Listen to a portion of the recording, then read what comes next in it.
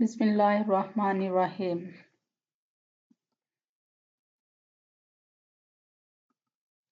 Dear students, Assalamu alaikum. I am Mrs. Sumaira Kawal, Senior Subject Specialist, Biology.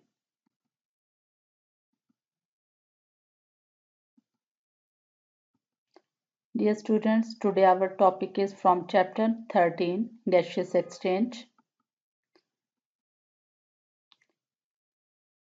Let's see the content of today's lecture. Our first topic is respiration in man. In this topic, we will discuss about the respiratory system, its structure and function. Our second topic is mechanism of breathing, in which we will discuss about the breathing and how the expiration and inspiration take place. And our last topic is transport of oxygen. In this topic, we will discuss how the oxygen is transported into the blood. Let us start the respiration in man. In the respiration in man, we will discuss about the respiratory system, its structure and function of the different parts. And the respiratory system of man consists of air passageway and lungs. Air passageway and lungs are responsible for carrying the fresh air to the respiratory sites. Now the air passageways. Air passageways consist of many parts. Number 1, nostril, nasal cavities, pharynx, larynx, trachea, bronchi, bronchioles, and alveoli.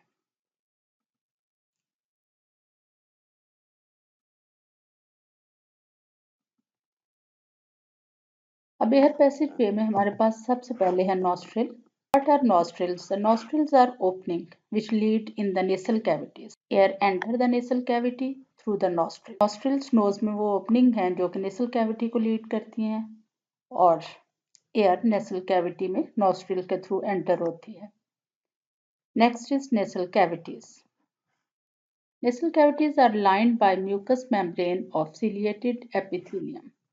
Nasal cavity के inner wall में ciliated epithelium की mucus membrane present होती है और जिसमें cilia like hair like structures होते हैं और म्यूकस सेक्रीशंस प्रोड्यूस करती है. In the nasal cavity large dust particles are trapped by the hair and mucus और इस म्यूकस सेक्रीशंस की वजह से और हेयर की वजह से एयर में जितने भी डस्ट पार्टिकल्स होते हैं वो ट्रैप हो जाते हैं. Air while passing through the nasal cavities become warm, moist, and filtered smaller foreign particle by the mucous membrane. Air nasal cavities से pass होने के दौरान becomes warm, moist, and filtered by the mucous membrane. Nasal cavities lead into the throat or pharynx by the two internal opening और inside two internal opening होती हैं जो कि nasal cavity का लिंक फेरेंक्स के साथ करती हैं. Next is pharynx. फेरेंक्स इसको फूड पाइप भी कहते हैं. Pharynx is the muscular passage lined with the mucus membrane. Pharynx भी एक मस्कुलर पैसेज है जिसके इनर वॉल में म्यूकस मेम्ब्रेन प्रेजेंट होती है and air is entered from the pharynx into the larynx. Now what is larynx? Larynx or voice box is complex cartilaginous structure surrounding the upper end of the trachea.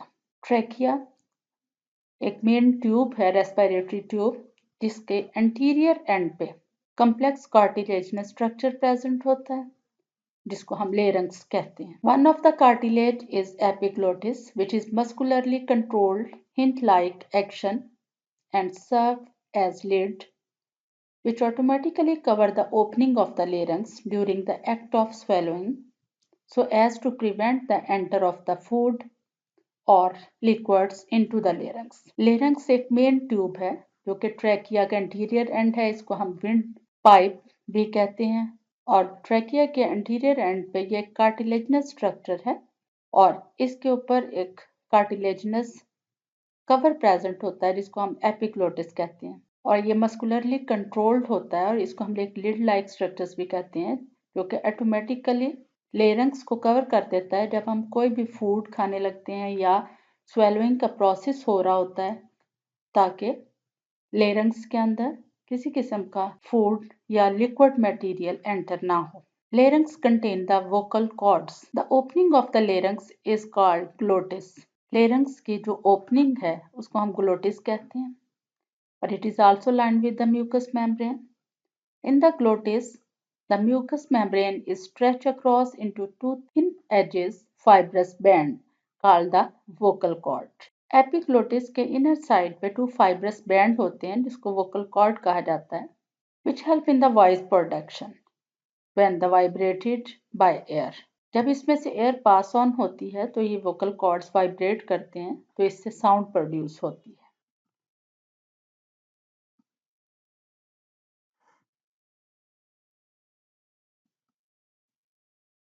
Larynx के बाद का portion long tubular structures, उसको हम trachea कहते हैं, और trachea को wind pipe भी कहा जाता है।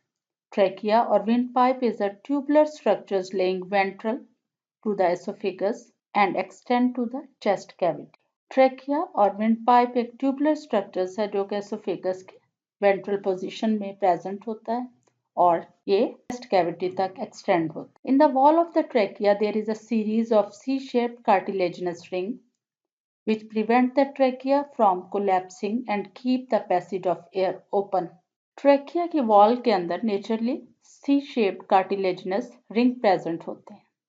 इन कार्टिलेजिनस रिंग का फंक्शन ये होता है कि ट्रैकिया विंड पाइप है, इसमें से ऑक्सीजन और एयर पास ऑन होती है और ये किसी भी वजह से कोलैप्स ना हो सके और एयर पैसेज वे ओपन रहे और इसमें से इजीली एयर पास ऑन होती रहे। Next is bronchi. Trachea further divided into two branches. In the chest cavity, trachea divided into two bronchi. Bronchi divide and redivide into smaller and smaller bronchi. Trachea chest cavity में जाके right and left two bronchi में divide हो जाता है और एक bronchus एक lungs के अंदर enter होती है, दूसरी bronchus दूसरी lungs में enter होती है। Next is bronchioles.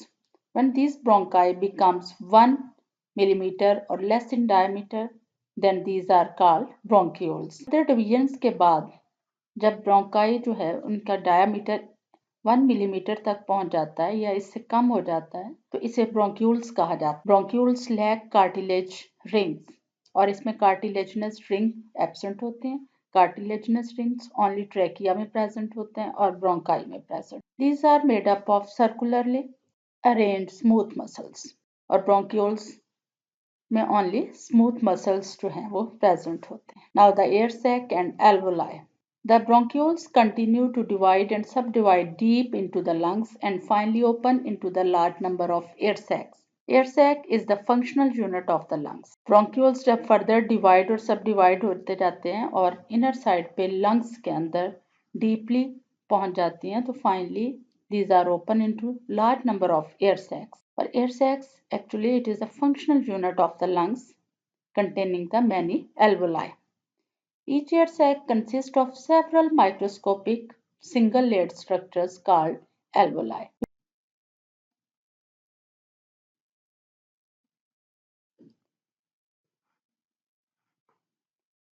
Now the lungs. Lungs are closed sacs that are connected to outside by the way of the trachea and the nostril or mouth. Lungs are spongy because of the presence of millions of alveoli. Lungs are placed in chest cavity. Chest cavity is bounded by ribs, muscles on the sides. Diaphragms.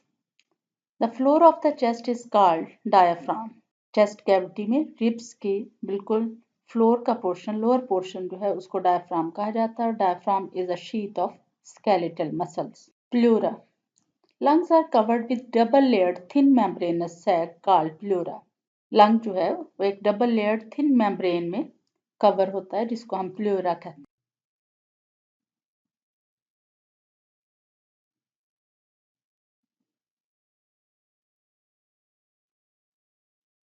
Now our next topic is mechanism of breathing. इसमें हम देखेंगे सबसे पहले what is breathing. It is the process in which fresh air containing more oxygen is pumped into the lungs and air with more carbon dioxide is pumped out of the lungs. We can say exhaling and inhaling process. Mechanism of breathing contain inspiration and expiration. Now first we will discuss about the inspirations. It is also called the inhalations. During inspiration, the space inside the chest cavity is increased in two ways. Firstly, muscles of ribs contract and elevate the ribs upward and forward. Ribs के muscles जो हैं वो contract होना शुरू हो जाते हैं और इससे रिब्स जो हैं वो अपवर्ड और फॉरवर्ड एलिवेट होती हैं. Secondly, muscles of diaphragm also contract and diaphragm become less dome like. Ribs muscle के साथ साथ डायफ्राम मसल्स जो हैं वो भी कॉन्ट्रैक्ट होते हैं और कॉन्ट्रैक्ट होने की वजह से वो लेस डोम लाइक हो जाते हैं. This downward movement of diaphragm and outward and upward movement of the ribs causes increase in the chest cavity and reduce pressure. Diaphragm की डाउनवर्ड मूवमेंट और रिब्स की अपवर्ड एंड फॉरवर्ड मूवमेंट की वजह से chest cavity increase होती है और इसमें प्रेशर रिड्यूस होना शुरू हो जाता है. When the pressure from the lungs is removed, they expand. और लंग्स का प्रेशर जैसे ही रिमूव होता है ये एक्सपेंड हो जाते हैं. With the expansion of lungs, vacuum is created inside the lungs. और जैसे ही लंग्स में एक्सपेंशन होती है और इसमें एक वैक्यूम क्रिएट होता है जिसकी वजह से in which the air rushes from the outside into the lungs due to the high atmospheric pressure. This is called inspiration.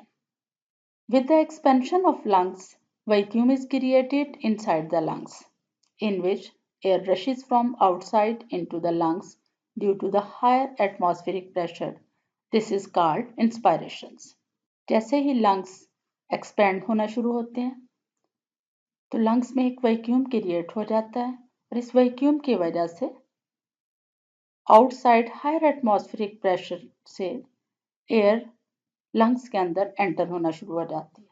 This is called inspiration और इनहेलेशंस.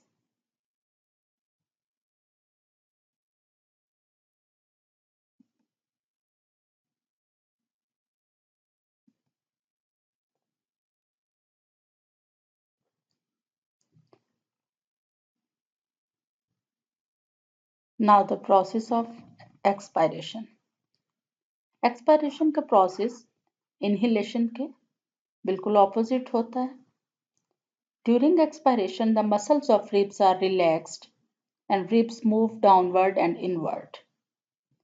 एक्सपायरेशंस में रिब्स के मसल्स रिलैक्स होना शुरू हो जाते हैं और रिब्स डाउनवर्ड और इनवर्ड मूव करना शुरू कर देते हैं. In this way, from the side of the chest cavity space become less. और इसमें chest cavity के अंदर space कम होना शुरू हो जाती है. At the same time, muscles of diaphragm also relax. और इसमें diaphragm muscles relax हो जाते हैं and becoming the more dome-like.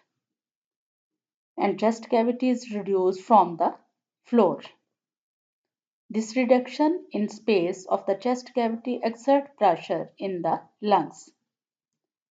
Chest cavity की स्पेस रिड्यूस होना शुरू होती है और प्रेशर जो है लंग्स पे प्रेशर एक्सर्ट होता है. When the lungs are pressed, air inside lungs move out of the lungs and this is expirations. और जैसे ही लंग्स प्रेस होते हैं तो inside lungs air outside move करना शुरू हो जाती है और इस प्रोसेस को हम एक्सपायरेशन कहते हैं. इस डायग्राम में आप देख सकते हैं कि ब्रीथिंग के प्रोसेस के दौरान जो इनहेलेशन है इसमें डायफ्राम लेस डोम लाइक हो गया है और एक्सहेलेशन में डायफ्राम मोर डोम लाइक है। और इसी तरीके से इसके अंदर इनहेलेशन प्रोसेस के अंदर रिब्स एलिवेट होना शुरू हो जाती हैं और एक्सहेलेशन प्रोसेस के दौरान लंग्स इन्फ्लेट होते हैं और रिब्स अपवर्ड और आउटवर्ड मूव करती हैं और डायफ्राम मोर डोम लाइक हो जाता है।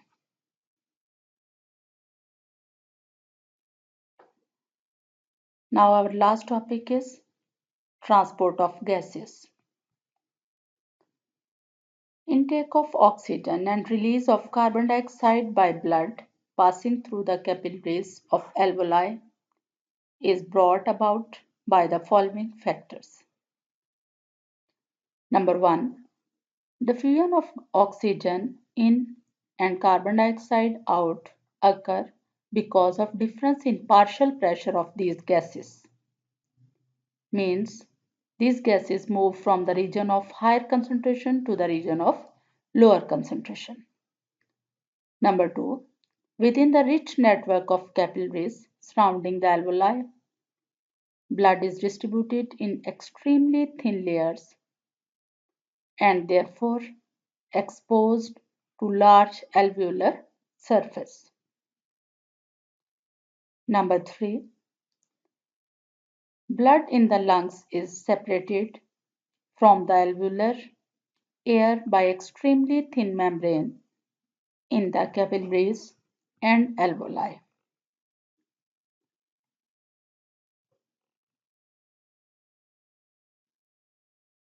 Now the transport of oxygen. How the oxygen is transported into the blood through the alveoli by the blood capillaries. In human being, the respiratory pigment is hemoglobin. जैसा कि आपको पता है कि हीमोग्लोबिन ऑक्सीजन कैरिंग प्रोटीन होती है. It is contained in the red blood cells. Hemoglobin readily combined with oxygen to form bright red oxyhemoglobins. Haemoglobin जैसे ही oxygen के साथ मिलती है तो ये ब्राइट रेड ऑक्सीहीमोग्लोबिन बना देती है.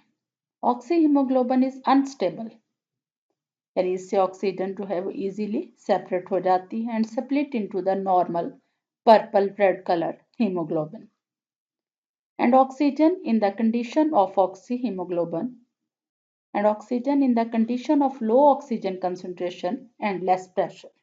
Carbonic anhydrase enzyme present in the red blood cell facilitates this activity. In this way, hemoglobin acts as an efficient oxygen carrier. Red blood cells के अंदर कार्बोनिक एनहाइड्रेज एंजाइम होता है जो कि इस एक्टिविटी को फैसिलिटेट करता है और haemoglobin as an efficient oxygen carrier का रोल प्ले करती है. A small proportion of oxygen is dissolved in the blood plasma. Hemoglobin can absorb maximum oxygen at the sea level. Maximum amount of oxygen which normal human blood absorbs and carries at the sea level is about 20 ml by 100 ml of blood. Means maximum amount of oxygen जो कि human blood के अंदर absorb होती है वो 20 ml है out of 100 ml of blood. This is maximum capacity of hemoglobin for oxygen when it is fully oxygenated. Under normal condition, blood alveoli of the lungs is not completely oxygenated. When an oxygen tension is 115 mm mercury, hemoglobin is 98% saturated and therefore contains 19.6 ml of oxygen per 100 ml of blood.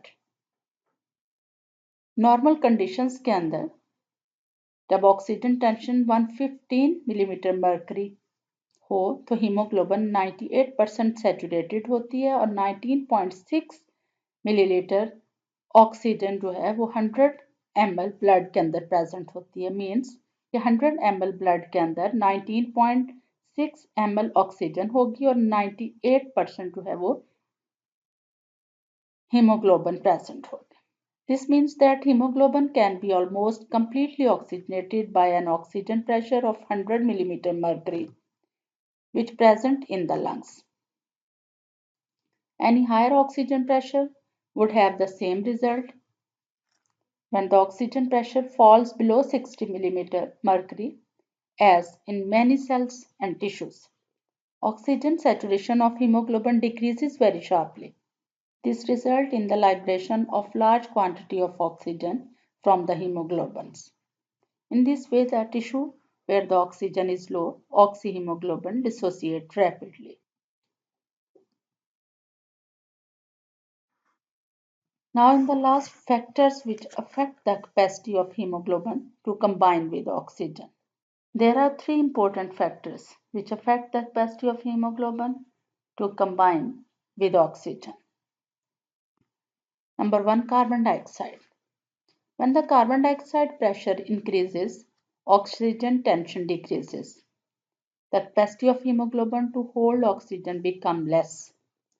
जैसे ही carbon dioxide का pressure increase होता है, oxygen tension decrease होना शुरू हो जाती है और उसके साथ साथ capacity of haemoglobin to hold oxygen become less. In this way, increased carbon dioxide tension favor the greater liberation of oxygen from the blood to tissues. इस तरीके से कार्बन डाइऑक्साइड की क्वांटिटी जैसे ही ब्लड के अंदर ज़्यादा होना शुरू होती है तो ऑक्सीजन जो है वो लाइब्रेट होना शुरू हो जाती है from the blood to tissue. Second factor is temperature. Rising temperature also causes decrease in oxygen carrying capacity of blood. जैसे जैसे टेम्परेचर राइज होना शुरू होता है उसके साथ साथ ऑक्सीजन कैरिंग कैपेसिटी भी ब्लड में कम होना शुरू हो जाती है. For example, in the increase muscular activity.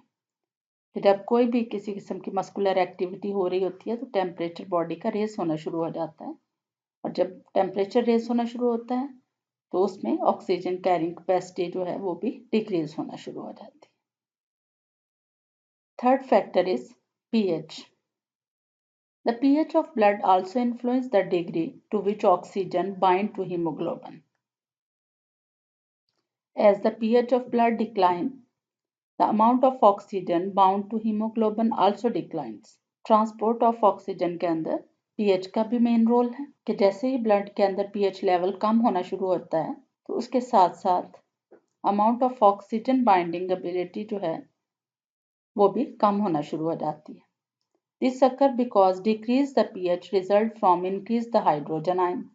जैसे जैसे पीएच लेवल कम होता है उसके साथ साथ हाइड्रोजन आयंस जो हैं वो इंक्रीज होना शुरू हो जाते हैं और उसके बाद hydrogen ions combine with the protein part of hemoglobin molecules, causing a decrease in ability to hemoglobin to bind oxygen. और ये हाइड्रोजन आयंस हीमोग्लोबिन के प्रोटीन पार्ट के साथ कंबाइन होना शुरू हो जाते हैं और जिसकी वजह से haemoglobin to bind oxygen ability decrease होना शुरू हो जाती है. Conversely, an increase in blood pH result in an increased ability of hemoglobin to bind oxygen. Now our topic is end. आज के लेक्चर में हमने सबसे पहले रेस्पिरेशन इन मैन जिसमें हमने रेस्पिरेटरी सिस्टम और उसके साथ साथ उसके स्ट्रक्चर और फंक्शन को डिस्कस किया. उसके बाद हमारा नेक्स्ट टॉपिक था मैकेनिज्म ऑफ ब्रीदिंग जिसमें हमने डिस्कस किया कि what is meant by breathing and how the expiration and inspiration take place. And our last topic is transport of oxygen. और लास्ट टॉपिक में हमने देखा कि गैसेस किस तरीके से ट्रांसपोर्ट होती हैं, उसमें कौन से फैक्टर्स इन्वॉल्व होते हैं. डियर स्टूडेंट्स, लास्ट में आपके लिए एक होम असाइनमेंट है जिसमें कुछ शॉर्ट क्वेश्चंस दिए गए हैं. What is difference between pharynx and larynx. Question number 2, what is meant by vocal cords, write its function. Question number 3, what is pleura. Question number 4.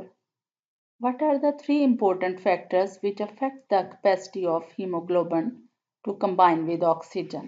And last short question is, what is difference between inspiration and expirations? Thank you for listening.